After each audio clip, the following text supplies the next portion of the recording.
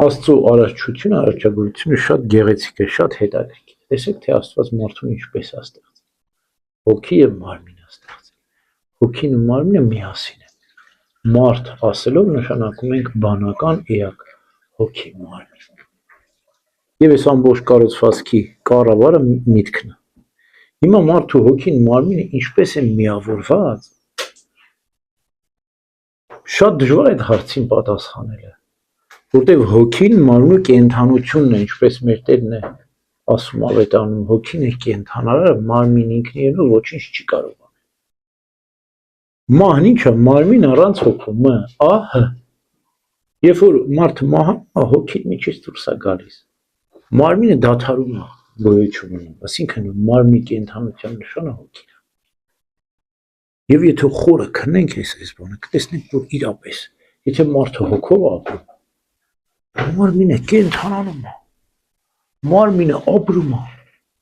այսինքն օրինակ մարդը ենթադրենք երաժիշտ է, կամ նկարիչ է, ու վեհ բաների մասին է մտածում, չէ՞,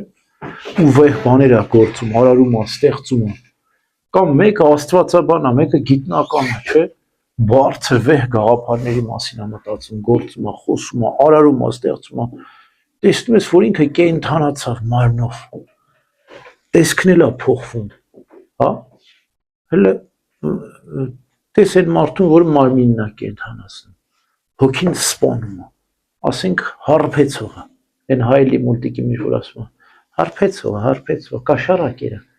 այսինքն էություն է դառնում, երբ որ մարմինը դու մեղքի մեջ ապրեցնում ես, հոգին մեռնում է, երկնքի արքայության համար, հա, բայց երբ որ հոգին ես կենդանացնում, մարմինը տես ոնց է զվարթանում, տես ոնց է ուժանում, կարողություն է ստանում, միտքդ առույգ է, զվարթ է, հիմա, այս հոգու մարմինի այս ներդաշնակությունը, կատարելությունը Քրիստոսի մեջ կար, մենք ադամական մեղքով ենք ծնվել, չէ՞, իսկ Քրիստոս ադամական մեղքով չի ծնվել, անսերմ հնողություն եւ անապական ծնունդ, եւ Սուրբ Գրիգոր Տաթևացին ասում է, որ Քրիստոսի ամբողջ մարմինը աչքի բիբի զգայունություն ունի, հիմա որ նայենք մեր մարմնի անդամների մեջ աչքի բիբն է, չէ՞, ամենազգայունը, մի հատ սուր բանով խփես, ծակես, կկուրանաս, չէ՞, բայց ձեռքին մի հատ սուր բանով խփես, կբուժվի, բայց աչքը չէ, այսինքն Քրիստոսի ամբողջ մարմինը աչքի բիբի զգայունություն ուներ, եւ ամեն ինչ շատ լավ է զգում, հա, օրինակ հիշում եք այն կինը, որ մոտենում է Քրիստոսի զգեստի քաղցկներին է դիպչում, Քրիստոս միանգամից զգում է, ասում ով դիպավ ինձ, այսինքն այդ հոգու եւ մարմնի կատարյալ ներդաշնակությունը, միավորությունը Քրիստոսի մեջ կար, որտեղ Քրիստոս Աստված էր եւ մարդ, ամբողջություն է, Սուրբ Գրիգոր Նարեկացին ասում է, ինչպես օդը լույսի հետ, տեսնում եք օդը լույսի հետ ոնց է միավորվում, չես կարող տարբերել, սա օդն է, թե լույսն է, օդն ու լույսը ծագեց, օդը լուսավորվում է, օդն ու լույսը դու միասին ես տեսնում, այնպես էլ Քրիստոսի մեջ աստվածությունն ու մարդեղությունն է, մեկ է, դու չես կարող ասել էսի ցերեկը, չես կարող ասել էսի օդն է, այս էլ լույսն է, չէ, օդն ու լույսը միասին է, այդպես էլ Քրիստոսի մեջ դու չես կարող տարանջատել մարդեղությունն ու աստվածությունը, միասին են, Քրիստոս մարդ է եւ Աստված, եւ հենց Աստվածամարդն է մեզ փրկել,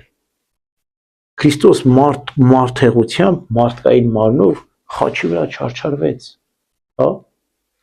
մարդեղությունը դարձավ միջոց աստվածության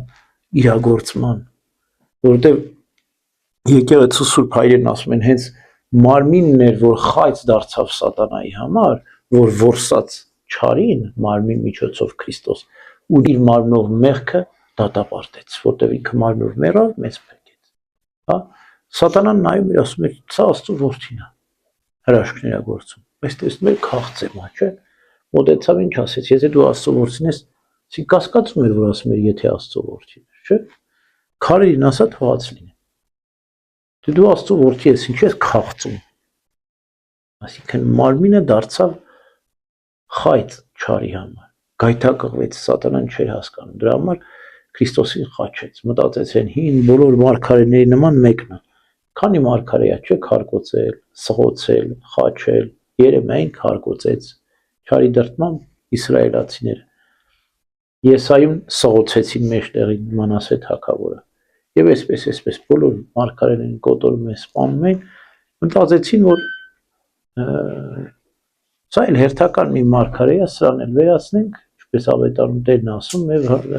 ժառանգությունը մեր է լինի, բայց միանգամից կորցրեցին, չէ՞։ Հիմա մեր մեջ Քրիստոսի օրինակով մենք պետք է, ինչպես Քրիստոսի մեջ հոգին ու մարմինը, աստվածությունն ու մարդեղությունը կատարյալ միությամբ էին, մենք էլ այդ միությունն ու ներդաշնակությունը պետք է պահենք։ Հոգով պետք է առաջնորդվենք։ Միտքը մաքուր պետք է պահենք, լուսավոր պետք է պահենք, հոգին առույգ պետք է պահենք, մարմինը պետք է լսի մտքի միջոցով հոգուն ու ենթարկվի։ Հոգին կենթանացնում ես, մարմինը կենթանանում, երջանիկ ես լինում, ուրախ ես լինում, զվարթ ես լինում, բայց հենց թթվեցիր, հենց մարմինը ծանրացիր մտքի միջոցով, ծանրացար, ոչ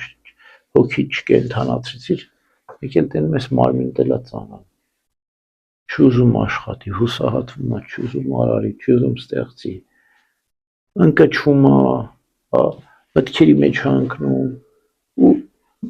մահը միայն ֆիզիկական մահը չէ, մահը միայն մարմնի մահը չէ, ավելի վտանգավոր է հոգևոր մահը, երբ որ հոգիդ է մեռնում։ Մարմնավոր մահը ինչ է, մարմին առանց հոգու, բայց հոգևոր մահը դա հավիտենական մահը։ Պողոս առաքյալն ասում է, արդարները կյանքից կյանք կանգնեն, մեղավորները մահից մահ։ Այսինքն մեղավոր արդեն մեռած է, հոգևոր մահվանից անցնում է մարմնավոր մահ։ Իսկ արդարը ողջը հոգևոր կյանքից անցնում է հավիտենական կյանք։ Հոգին է կենթանալ, մարմինը ոչ մի չի կարողանա։ Հոգին կենթանացնանք, մարմինն էլ կենթանանա Քրիստոսի օրինակով։ Քրիստոսի մեջ աստվածությունը, մարդեղությունը մեկ էին, եւ մենք երբեք տարանջատում չենք անում։ Չենք ասում, որ Քրիստոս մարդեղությամբ խաչվեց, աստվածությամբ հարություն առավ։